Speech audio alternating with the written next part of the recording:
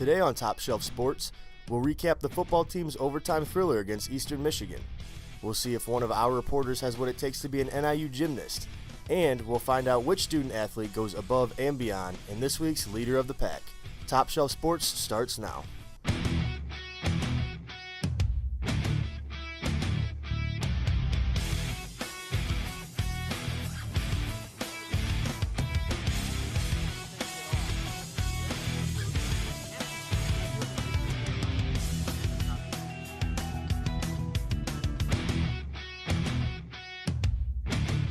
Welcome to another episode of Top Shelf Sports. I'm Austin Hanson. And I'm Nicole Ryan. It's been a busy week in the sports world as we'll take a look at the latest in NIU and nationwide coverage. But first, let's kick it off with some Husky football. The Eastern Michigan Eagles flew into DeKalb for a MAC football matchup last night, looking to knock off the 5-2 Huskies. Eastern took a quick 14-point lead, but the Huskies would battle back. Early in this one, Marcus Childers finds a speedy DJ Brown for a touchdown. Brown led the game in receptions as well as receiving yards. Later, Childers finds the rumbling tight end Shane Wyman for another passing touchdown. The Huskies special teams got into this one too, as they blocked this punt in the second quarter and a crucial field goal that would have put Eastern up 3 with under 3 minutes to go. In overtime, Husky running back Marcus Jones wins this game with a determined run up the gut. NIU goes to Toledo for a big conference matchup next week. Now joining us at the desk is the Northern Star beat writer from the NIU football team, Ryan Ostry. Ryan, thanks for joining us. Thanks for having us, guys. So what are your thoughts on yesterday's win? Yeah, what an exhilarating win, right? I mean, 4-0 in conference, 6-2 on the season. I think that the defense played relatively okay. I think that the offense stepped up in the fourth quarter and overtime when they needed to. But the penalties really killed them for the whole game. They had over 70 yards, but it was a close win, but I think that they can learn from this and get better for the next week's game. Right, so can you talk a little bit about Shane Wyman stepping up? Right, his sixth score of the year, all-time leader in receptions in NIU history. He's a security blanket for Marcus.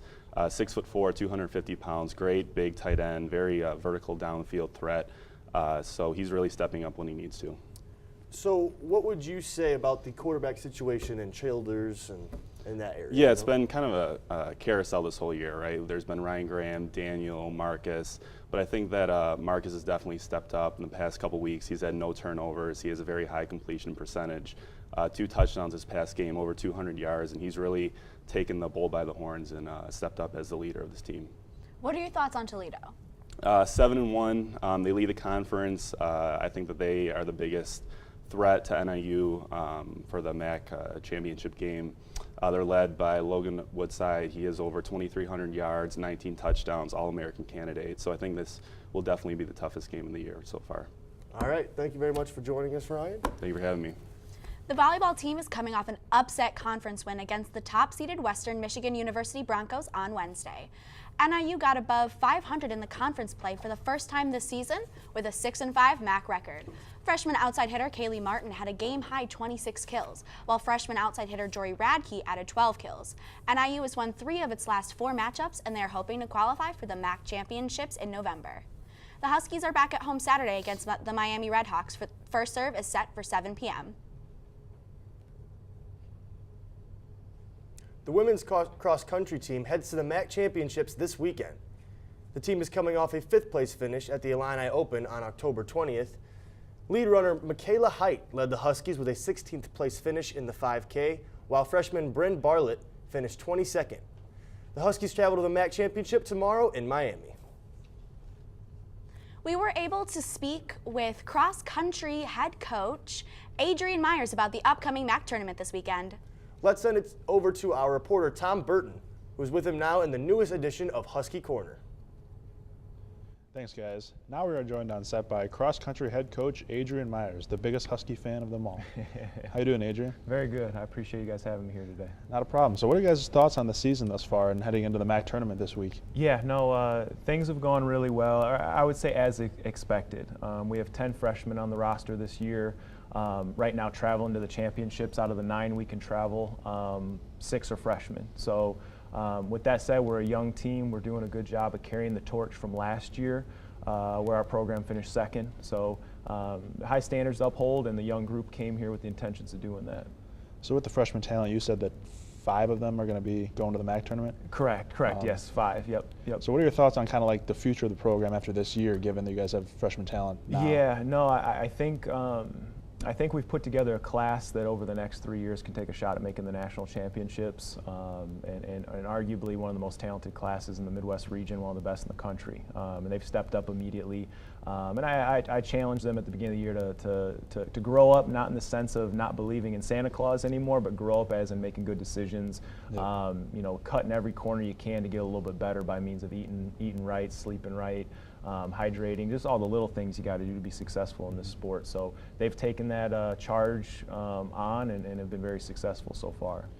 So you guys, you said that you previously were ranked kind of low in the polls originally. You guys have had success recently in the MAC and maybe a little bit more respected in the MAC. Yeah, correct. So when I came over here, NIU had finished on average 11th for the last 20 years in cross country for the MAC, and last year we were able to finish 2nd, and this year we started the preseason poll number 2, so the highest ranking ever.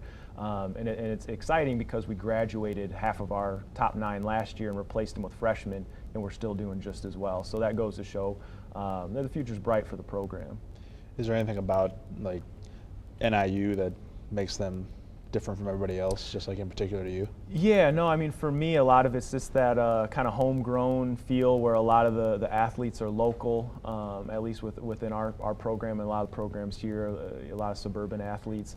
And I think that when you wear a uniform that's local to your region and you represent where you grew up, represent your coaches, your family, all those things you wear with a little more pride than if you were in California or Florida or anything like that where you don't have that connection, and I think that there's a sense of pride you get in representing the northern part of Illinois and the Chicagoland area and the suburbs, which is just rich with athletic tradition and athletic talent.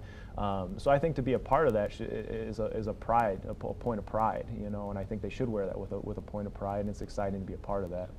Definitely. Well, it's great to have you as a coach here at NIU, and we appreciate you coming on our set here today. Thank you. I appreciate you guys. You guys do a tremendous job, so thank you. No problem. And that'll do it for here to us, guys. Let's send it back to the desk. Women's soccer struggled to get its offense going on a windy day at the soccer complex. The Huskies played against the wind in the first half and had very few offensive opportunities. The Broncos scored in the 60th minute for the 1-0 lead and spoiled the Huskies' regular season finale. Despite the loss, the Huskies locked in the 7th seed in the MAC tournament and will face Ball State Sunday in Muncie, Indiana. Men's soccer looks to get its first conference win of the season tomorrow against the Bowling Green Falcons. The Huskies lead the all-time series against the Falcons with 17 wins, 9 losses, and 2 draws, but NIU has not won a game since September 15th against the Omaha Mavericks. The Huskies have just 1 match remaining in their season after tomorrow. When we talk about athletic families, LeVar, Lonzo, and the rest of the Ball family are usually the ones who come to mind. Top Shelf Sports reporters Crystal Megan and Kobe Price got a chance to catch up with not 1, but 2 soccer players that share more than just a spot on the field. The NIU soccer community is experiencing a special occurrence. After graduating from Plainfield North High School, Megan Donnelly has followed her brother Drew Donnelly's footsteps as a goalkeeper at NIU. Playing the same position as Drew isn't odd for Megan, as she was destined to do it from a young age. Drew, me, and my other brother, Colin, he's the oldest, we all played soccer. Colin's a forward, and Drew then became a goalkeeper. And my coaches knew Drew was a good goalkeeper, and then they saw how tall I was, and they're like, okay, well, you must be like your brother. So they threw me in the position, and since like 8 years old, I've been playing it. Even though Drew is a senior and Megan is a freshman, the journey to NIU athletics has brought them closer together. Megan got her first start a couple weeks ago against Kent State.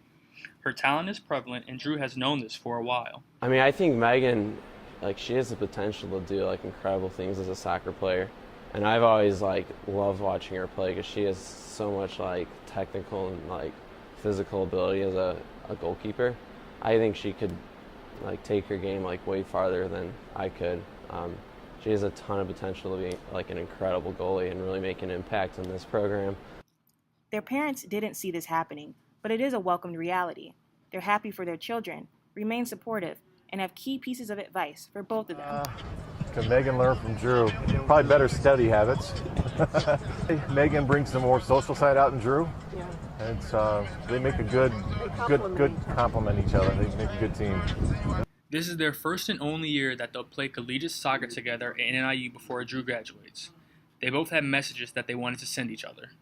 Just always, no matter what happens, college is long, there's a lot of up and downs, but always try to remain positive and have a bright outlook on things, whether it's in school or soccer, and always just try to continue to develop and have like a growth mindset in whatever you do. You're one of the best goalkeepers I know and one of the best people I know, and I hope you kill it this year. Thank you for everything you've done for me, and I love you so much. From Top Shelf Sports, this has been Crystal, Megan, and Kobe Price. Even though Drew is graduating this year, Megan will be continuing the Donnelly legacy at NIU for quite some time. Coming up after the break, we'll see if our very own Scott Nickel has what it takes to compete with NIU gymnastics. And we'll hear from students on the Bears' recent success.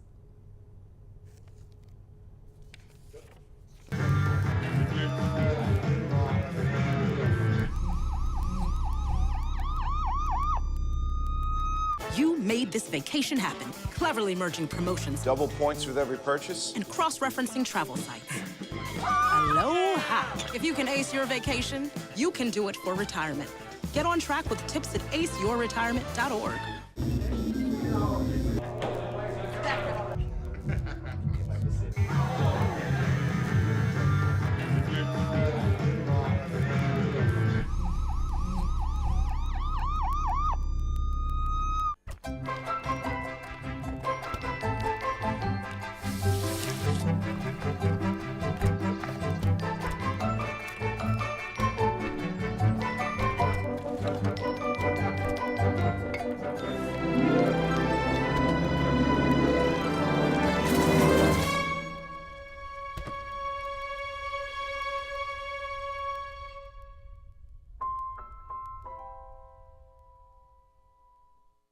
Listen, I realize that I'm not perfect, but it all really started to change because you judge me for having a problem.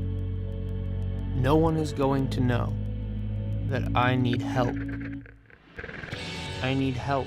I know that no one is going to judge me for having a problem. I realize that I'm not perfect, but it all really started to change because you listen.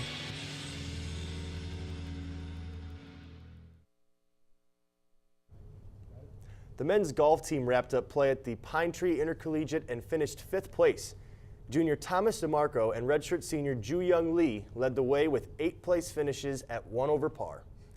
This was the team's best finish in the fall season, and they will go back into winter training. The season continues at the Jackrabbit Invitational March 9th at Boulder Creek Golf Club in Boulder City, Nevada. Top Shelf Sports reporter Scott Nickel had the opportunity to tumble with the NIU gymnastics team, testing his skills on the mat. We'll see if Scott was able to hold his balance with these gymnasts. The women's gymnastic team was kind enough in allowing me to participate in one of their practices ahead of their November 18th inter-squad meet. I will admit, I'm not the most nimble fellow, but I was willing to give anything the old college try. Well, almost anything. I was confident with how things were going so far, mainly because I hadn't injured myself yet. Then, it was time for the khakis to come off and get down to business. After watching the girls do a couple of their routines on the uneven parallel bars, it was my turn to give it a go. And, as you can see, I basically nailed it. Then it was on to the beam, where apparently you have to complete quite a few difficult stretches with ankle weights to keep you light on your feet before even stepping onto the beam itself. To say I struggled through the stretches would be an understatement. But then it was time to showcase my skills on the beam. Once I was able to get up there. After a quick walkthrough to ensure my balance was impeccable, it was time for the grand finale.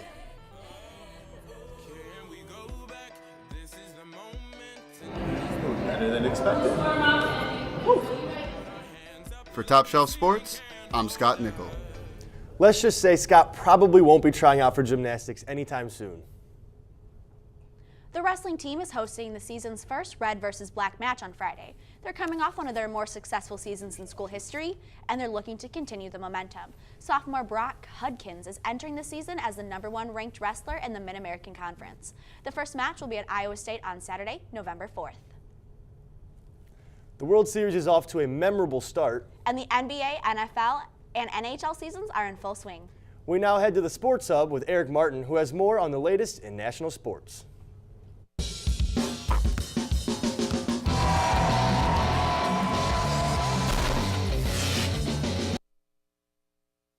Game 3 of the World Series will be going down at Minute Maid Park in Houston tonight.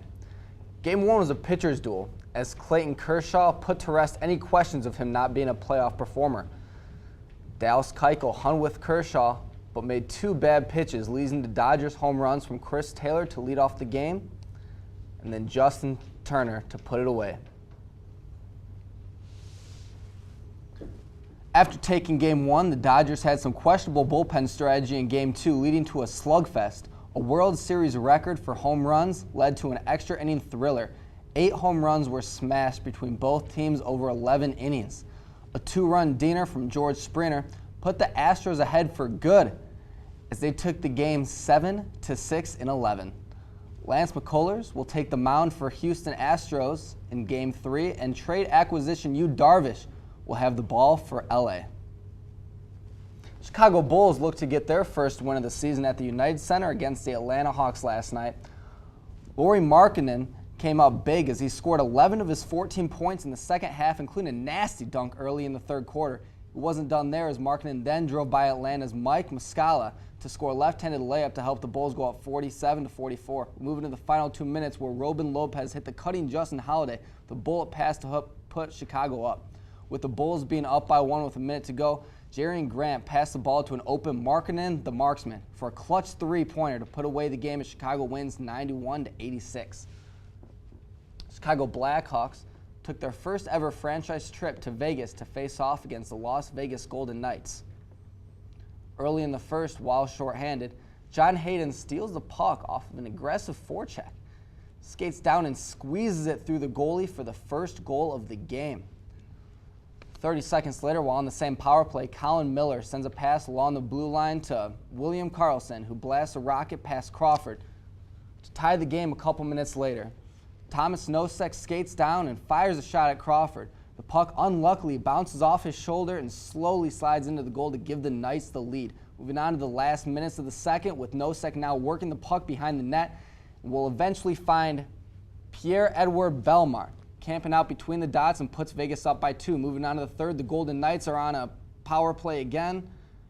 After passing around Nate Schmidt, we'll find Jonathan Marchessault in the circle, snipes one over Crawford's shoulder. Kane will get a late goal, but it will not be enough as the Golden Knights win 4-2 and improve to 7-1 on the year. The Bears now have won 2 straight games after getting a win against the Carolina Panthers at home on Sunday. The Bears defense arguably had their best game of the season by causing Cam Newton to turn the ball over 3 times. Rookie safety from the University of Alabama, Eddie Jackson, caused 2 of the 3 turnovers by returning a fumble and an interception, both 75-plus yards for a touchdown in the first half. Mitch Trubisky only completed 4 of 7 passes for 107 yards. Trubisky's longest completion was to Terry Cohen for 70 yards. The offense of the Bears will need to step up their next game on Sunday, as they will have to keep up with Drew Brees and the New Orleans Saints in the Superdome. We were able to catch up with a few students on campus to hear what they had to say about the Bears' recent success. These last 2 games really showed what they're made of. So I think that they have a pretty good chance of ending up above 500. Maybe right at 500 is realistic, but I definitely think it's going to be a winning season for sure. At first with Mike Glennon at QB, it was kind of disappointing. You know, he had like 8 turnovers in 3 games, but once Trubisky got in there and the defense started showing up, it's really taking a turn for the better. You know, they look like potentially a playoff caliber team. Sports Hub, I'm Eric Martin. Back to you guys at the desk. When we come back, we'll find out which student athlete is setting their team up for success in this week's Leader of the Pack. And we'll show you our top 5 plays of the week. You made her college years possible, opening that education savings account when she was little, spearheading campus tours, and deciphering financial aid. If you can ace planning for college, you can do it for retirement. Get on track with tips at aceyourretirement.org. You made your house a reality. Homeschooling yourself on loans, color-coding listings, and flushing every toilet in a 20-mile radius. If you can ace house hunting, you can do it for retirement. Get on track with tips at aceyourretirement.org. Hey, look, it's those guys. Are you good to drive? I'm fine. How many did you have? I should be fine. You should be. Go and step out of the vehicle for me. See ya, buddy. Good luck. So turns out, buzz driving and drunk driving, they're the same thing, and it costs around $10,000. So not worth it. Every year, 40% of all food in the U.S. never gets eaten. 40%. That's almost half the food we produce. Food waste is a serious problem. It impacts all of us. And it's expensive. Your family is throwing $1,500 a year in the trash. We're working hard to put food waste on the chopping block. And you can do the same at home. Learn how to cook it, store it, and share it. Just don't waste it. Go to SaveTheFood.com. With a team full of freshmen, a strong leader is important to help set them up for success. Top Shelf sports reporter Mateo Avila had the chance to catch up with NIU volleyball player Chandler Kinley for this week's Leader of the Pack.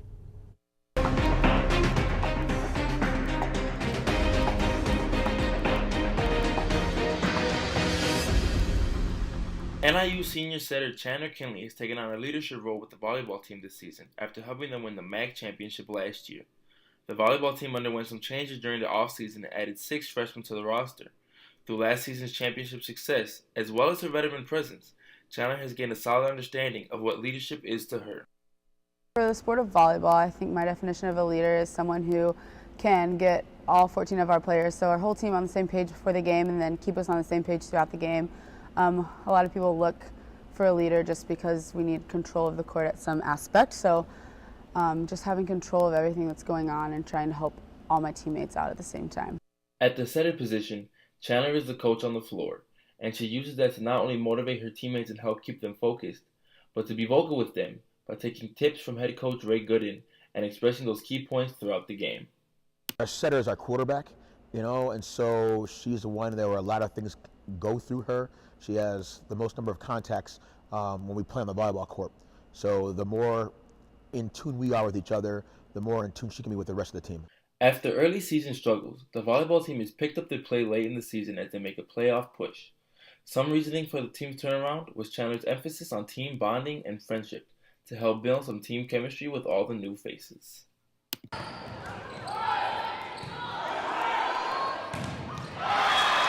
I kind of get called the mom most of the time, but we like to do dinners at my apartment, so we make lasagna sometimes and we all hang out, or we celebrate birthdays really heavily on our team. So if it's someone's birthday, we usually get together and hang out. So just keeping us together, it's important to be friends off the court as well as best we can.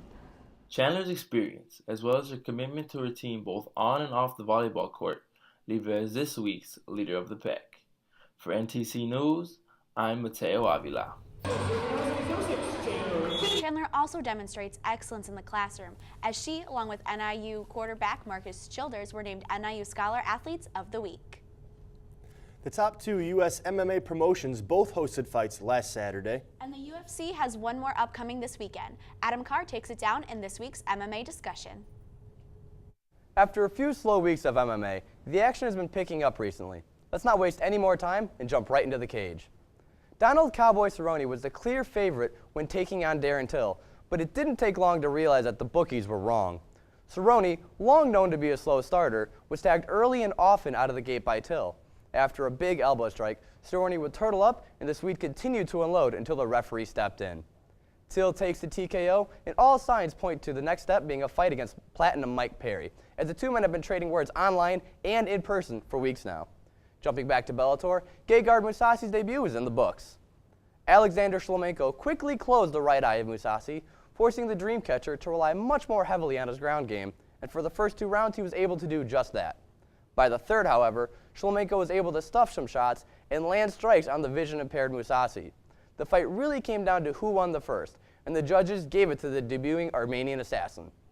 Also on the card, fan favorite Heather Hardy got absolutely bludgeoned by the professionally debuting Christina Williams. Look at this kick. Ah! And she takes the fight by doctor stoppage. Bellator may just have a female star in their hands. Let's jump back over to the UFC to preview tomorrow's UFC on Fox Sports 1 card. Former UFC light heavyweight champion Lyoto Machida returns from a 2-year suspension for PEDs as he takes on contending middleweight Derek Brunson. Machida is about as unique of a striker as you will find in MMA. His patient karate approach has led to some spectacular one-punch knockouts. The power and technical ability of Machida cannot be denied, but his age, however, can be questioned. At 39 and coming off of 2 stoppage losses, this may be his last run at the top. Brunson snapped a 2-fight losing streak with a first-round knockout over Dan Kelly. 13 of his 17 wins have come by some form of stoppage. His speed and youth may be the deciding factor in this fight, but he has to watch out and make sure he does not get timed and slept by Machida. I know I will be setting some time aside to catch the return of the Dragon. I am Adam Carr, and this has been your MMA Discussion. Let's send it back to Austin and Nicole. One of the favorites to win the NASCAR championship has been eliminated. Let's send it to the garage with Brandon Morocco, who has more on the story. The race at Kansas had huge impacts on the playoffs. It was one of the most thrilling races of the season. So let's see who's still in and who is out. The story started the night before the race. Jim Watson, a fabricator for Furniture World Motorsports, had a heart attack and passed away. The teams of Martin Truex Jr. and Eric Jones decided to go on with the race on Sunday. On Sunday, it was Truex who led the field to the green. Things were going smoothly until Truex was given a pass-through penalty after a lap 30 restart where he went below the white line. And perhaps the biggest story of the day came with 2 to go in stage 1. Kyle Larson, who has been one of the most dominant cars all season, with 4 wins, blew an engine. Larson was in second place heading into Kansas. After the blown engine, he was below the cut line. So this was the first engine failure of Larson's full-time career.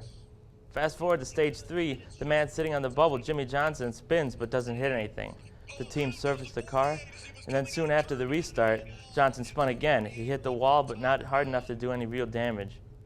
So that means things were looking good for Matt Kenseth. With Larson and Johnson both below the cut line, Kenseth was on the bubble. On lap 199, though, there was a huge crash involving Eric Jones and Daniel Suarez on the backstretch. Playoff driver Jamie McMurray was taken out in it, and Matt Kenseth sustained some damage. Kenseth went down pit road to fix the damage, but there were 7 people working on the car. NASCAR allows 6 members to work on the car only, so that means NASCAR disqualified Matt Kenseth, ending his playoff run. Johnson was able to squeeze by through the wreck and avoid any more damage. Back at the front, Truex had fought back from the penalty and an unscheduled pit stop for a loose wheel to take the lead. Truex took home the emotional win the day after Watson's passing. Watson had led the car through inspection the day before, and Truex had led the car to victory lane on Sunday. So the 4 drivers eliminated from the playoffs were Ricky Stenhouse Jr., Jamie McMurray, Matt Kenseth, and surprisingly, Kyle Larson. This weekend starts the final race before Homestead. NASCAR heads to Martinsville, Virginia. It's the shortest track, and it always brings out a lot of excitement.